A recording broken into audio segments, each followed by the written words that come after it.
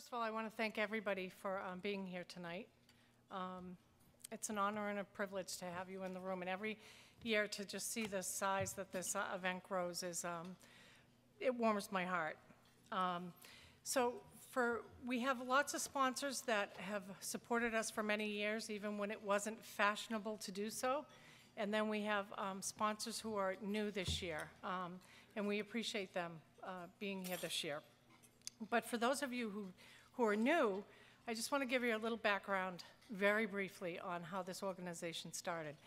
In 1999, I was a patient that was almost lost her life from an adverse medical event.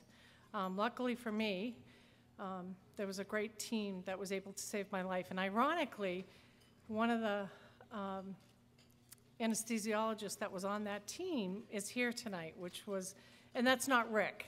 He was the one that put me in that position, but not really, no. Just kidding, Rick.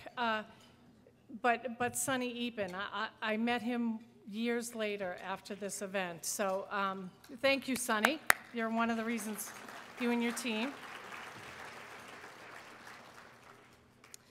But I had things go wrong in healthcare before, but what struck me was the lack of support mechanisms in place for both myself, my family, and also the clinician involved, Rick Van Pelt. And then other people. I met people on the code team. I met nurses that were part of that who were devastated. You know, they kept saying, you were a 37-year-old woman. This wasn't supposed to happen. Don't do the math, okay? We're beyond the math these days. But anyway, so when you survive something like this, you really feel a profound responsibility that you have to do something about it. And that's why this journey began. So in 2002, with a lot of support from family, friends, and people who believed in me when I didn't believe in myself, that's how MIT started. And our mission from then has always been to support healing and restore hope to patients, families, and clinicians following adverse medical events. And you know, at the beginning, it was more about education and awareness, and today it's more about action and actually helping people implement services and helping them find out what their needs are to make sure that their systems are functioning so that people can get the support they need.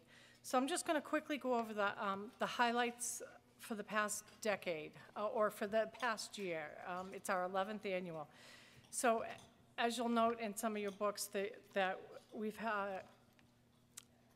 launched a clinician support toolkit, and since I think it was December 2010, that toolkit has been accessed over 17,000 times, which for us, as a small nonprofit, that's pretty cool. 77 countries, and people that have wanted downloads, thank you very much. She's a fan, whoever this lady is.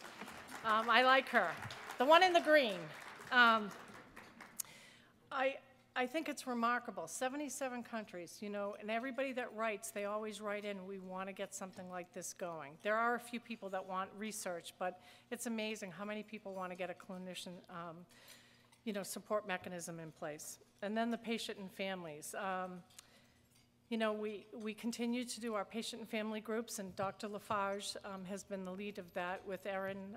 Well, Dr. Lafarge is the lead on that, and we've been doing that for years, and we're hoping that we have some new partners that we can finally pilot that in different arenas, different places. So we're looking for partners. If you're in the North Shore or South Shore and you have any support staff members that are interested in running a patient and family group with our curriculum, please get in touch with us, because we're happy to, you know, to work with you.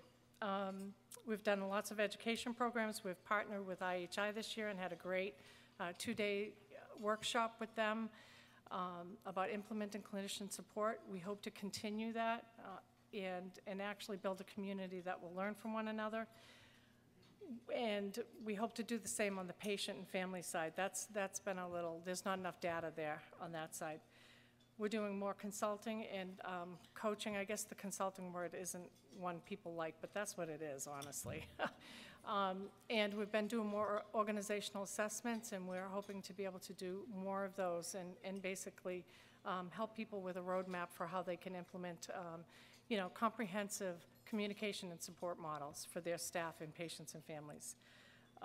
You know, I'm bored to death with my story, honestly, but we keep getting asked for, you know, there are still people who haven't heard the story that continue to be affected by it. So our speaking has still, it's amazing how many people still ask us to speak. And then not only that, they want us to talk more about the support mechanisms and how to do that. We hope that over the next year or so that we can build more programs around the clinician piece of it and help, maybe tools to help healthcare do a better job of supporting their patients and families. So hopefully we will be in touch with some of you who are in the audience tonight to become a partner in that work. Now, you'll notice on your tables, and you've noticed everywhere throughout the signage, our theme this year for the dinner is writing the next chapter. And for us, we felt like it was so appropriate since we're going into our second decade. But we thought we would involve each and every one of you tonight about writing the next chapter. So you'll notice on your table there are cards and there are pens. The pens you can keep. The cards, though, throughout the night, I want you to think about what you plan to do in the upcoming year to help write the next chapter around patient safety issues, or if it correlates to the MIT's mission, that would be great. We're going to take those cards at the end of the evening, and we'll feed that information back to everyone that's come. And I'm not sure how we're going to do that yet, but we will find a way to do it. It will be a lot of typing, I'm sure. And if you're a physician, please just write clearly so we can really make sure we get your message. So I want to thank you. We couldn't do this, you know, without the sponsors, without our volunteers, without our leadership committee, without our board of directors. We couldn't do any of it. So I want to thank you all your supporters. But this year we had, and every year we do, but this year we had an excellent bunch of co-chairs, and I'd like to introduce them. First is Brad Cox from Lexington Insurance. I want to give him a hand.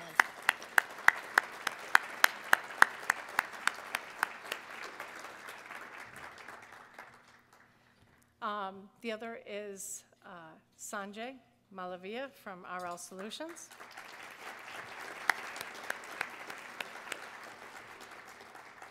And then Patty Skolnick. Where is she? There she is. Thank you. Okay. I'm going to introduce our co-chairs so that they can say a few words to the attendees, and then we're going to have dinner, and then we'll get on with the good stuff, the Hope Award, and our keynote, Bob Wachter, who I know we're all dying to hear. Thank you.